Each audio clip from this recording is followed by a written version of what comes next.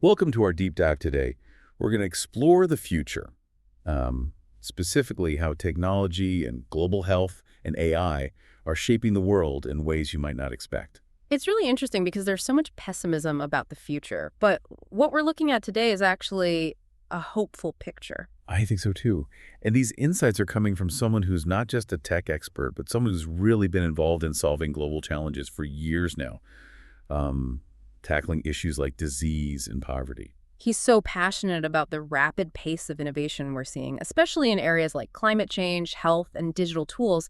He even challenges the teams he works with to work twice as fast Wow. because he really believes the solutions are closer than we think. It's like he has this unwavering belief that we have the tools, we just need to use them better. Exactly. And he's convinced that the next 20 years will bring mind-blowing advancements, especially in those complex scientific fields. Yeah. And on the topic of incredible advancements, let's look at global health. We've seen some amazing victories like smallpox eradicated, polio nearly gone, and substantial progress against some really serious diseases like diarrhea and pneumonia. Since 2000, child mortality rates have plummeted. It's true. It makes you wonder why we don't celebrate these wins more. Yeah. Why is the narrative around global health so negative? Yeah, that's a good question. He's committed to something he calls unpersonalized medicine, Okay. addressing these widespread diseases that affect millions, not just the rare conditions that often get more attention. It's about that broad-scale impact. Exactly. And speaking of scale, the challenges are huge. Did you know most people in sub-Saharan Africa never even see a doctor in their lifetime? It's a tough reality, and it just highlights the urgent need to do more to support local healthcare workers and leverage technology for even basic care. Imagine the potential there. That brings us to AI, something that's getting so much attention these days. And of course, there are concerns about its impact on climate change, especially with the amount of electricity it uses. Right, those are valid concerns. But here's a different perspective. He thinks that AI will actually be a net positive force in tackling climate change, not by reducing its own footprint, but by speeding up solutions in other areas. Oh, okay. I'm listening. How can AI help us address such a massive and complex problem?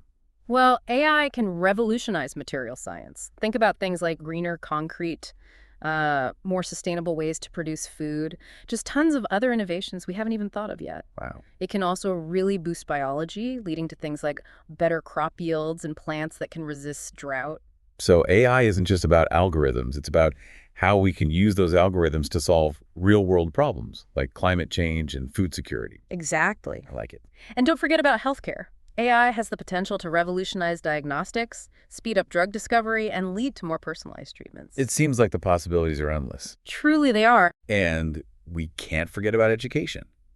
AI could be the answer to personalized learning, giving every student their own virtual tutor tailored to their needs. It's an exciting idea, but one that needs to be implemented carefully and collaboratively with teachers. Technology's impact on education has kind of been a mixed bag so far. Lots of hype, not always lots of results. Right. But he did mention this really compelling example. A school in New York called First Avenue Elementary. Okay. They're already using AI for personalized learning, and he saw firsthand how it engages students and gives teachers more tools. That's a great real-world example of how AI could finally make customized education a reality. It does sound promising. But let's not forget about the surprising fact about cows and global emissions. Oh, yeah. Who knew that cows contribute 5% of global emissions? That was mind-blowing to me. It really does highlight how everything is connected when it comes to climate. It does. And the interesting thing is he's not just talking about this stuff. He's actually putting his money where his mouth is and investing in some very innovative solutions, like cow vaccines and feed additives that could reduce methane production. Wow. I really appreciate the systems thinking approach, understanding how all these seemingly unrelated things are actually intertwined. He's connecting climate, agriculture, and technology in ways most people wouldn't. Yeah, he really is. It shows how crucial creative problem solving is on a global scale. And this systems thinking is key for that. Definitely. Now let's shift gears for a moment and get a little philosophical. Okay, take us there. Imagine you could travel to the year 2100 and talk to someone from that time. What would you ask them? What's that one burning question you have about how the world turned out? Ooh, that's a great question. I'd probably ask them, what was the biggest challenge you faced in the 21st century? Or maybe even, what's the one thing you wish people back then understood better? Those are insightful questions. He would ask, how did you deal with the challenges and opportunities presented by AI? Wow, that's deep. It really gets to the heart of how AI could change our world, doesn't it? Exactly. And it relates to the idea that even with all the challenges we face, we're objectively better off as humans than we were 50 years ago. That's an interesting paradox. It is. So if we manage to solve these big problems like disease and hunger and climate change in the next few decades, how will we redefine what it means to be human and find new purpose? That's a question worth thinking about. It's a whole new frontier. Really gets the wheels turning, huh? What happens when the things that have always been these huge problems, what happens when those aren't problems anymore? Almost like we have to redefine what it means to be human if things like disease and hunger aren't these big, scary threats anymore. Yeah, and speaking of redefining, let's get back to AI and how it could affect our everyday lives. Imagine having your own personalized AI agent that could take care of everything, I mean everything, like scheduling, appointments, even explaining like complex medical stuff. It sounds like science fiction, Mm. but I can see how helpful something like that could be, especially for people who feel overwhelmed by information or have trouble managing their time. Right. Could free up so much mental energy for all of us to focus on the things that really matter. It's like having a personal assistant who understands you better than you understand yourself. But wouldn't relying on AI that much, I don't know, make us less human somehow? It's a good point, but I think it's more complicated than that. We already depend on technology so much for, well, just about everything. Think of this as an extension of that, just way more personalized and advanced. Okay, I see what you're saying. It's not about AI replacing us. It's more about helping us be more efficient and maybe even happier. Yeah. But is it realistic to think that everyone would be able to have access to this kind of super advanced AI? That's the key question. He emphasizes that AI could make existing inequalities worse if we're not careful. It's so important to make sure these technologies are available to everyone, not just a select few. So it's not just the technology itself, it's making sure it's fair and accessible for everyone. We need to talk about the ethical and social implications of AI right now. Yeah, from the very beginning, we have to think about potential job losses, new forms of bias, even AI being used for, well, bad things. These conversations need to happen now so we can create ethical guidelines. It sounds like a lot needs to be done to make sure AI benefits humanity as a whole. I have to say, though, I'm still having trouble wrapping my head around just how big of an impact it could have. I get it. It's a new field and we're just starting to see what's possible, but I think it's safe to say AI is going to transform how we live, work, and basically interact with the world in the coming decades. It's pretty exciting, but also a little scary, isn't it? It really is. Like we're standing at this crossroads, and the decisions we make now will determine our future. It's a lot of responsibility, but an amazing opportunity at the same time. So what can we as individuals do to make sure we're, heading in the right direction? That's a good question. One of the most important things is stay informed. Learn about AI and how it affects us. Participate in discussions about the ethics of it all.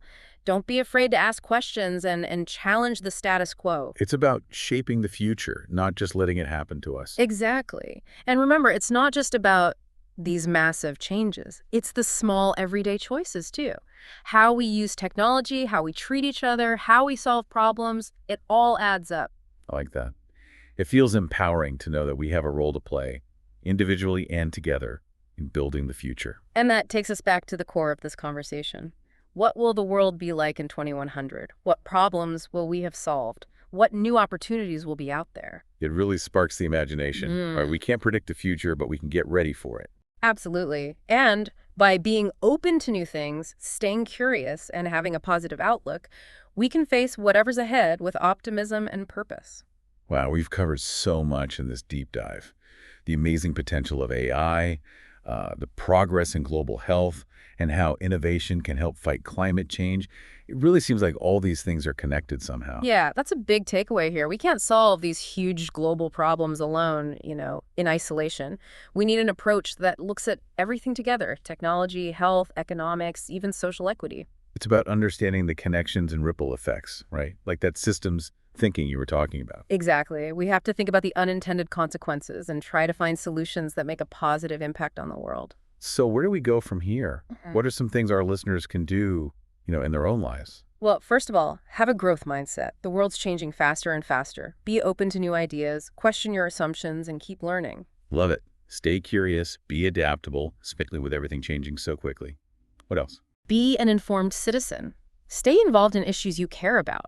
Learn about the potential and the risks of new technologies like AI. And don't be afraid to speak up and share your thoughts. We need to hear from everyone to build the future we want. Couldn't agree more.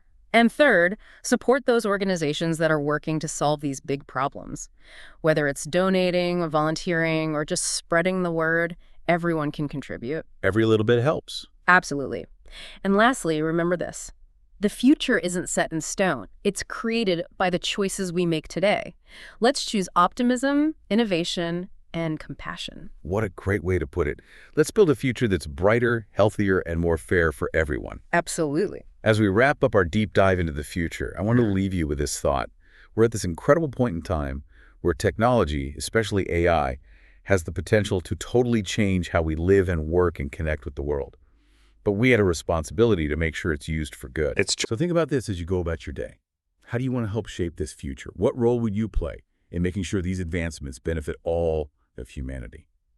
Thanks for joining us on this deep dive into the future. Until next time, keep exploring, keep asking questions, and keep learning. Because as we've seen today, the future is full of possibilities.